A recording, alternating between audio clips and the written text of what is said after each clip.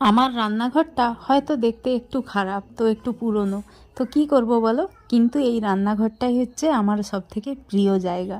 তো এখানে থেকেই কিন্তু আমি মানুষের ভালোবাসা পেয়েছি।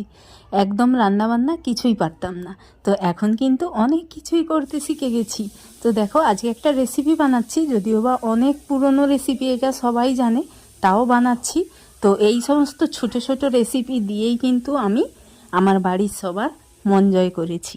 এই ভালোবাসাগুলো আমি যত বেশি করে পেয়েছি না, তত বেশি বেশি করে আমার রান্না করার একটা চাহিদাটা বেড়ে গেছে।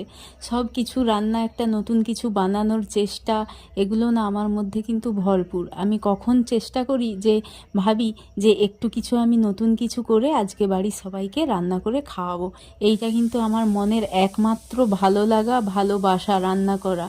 সত্যি কথা বলতে আমি নিজের থেকে আমার রান্না করতে খুব ভালোবাসি। তো দেখো, সবাইকে খাইয়ে এখন